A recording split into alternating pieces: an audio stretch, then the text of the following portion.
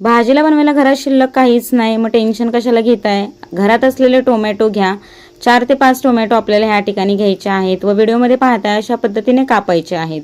गॅसवरती पॅन गरम करून घ्यायचा आहे व उलटे आपल्याला टोमॅटो ठेवून घ्यायचे आहे. त्यावरती 1 चमचा तेल सोडून घ्यायचं आहे.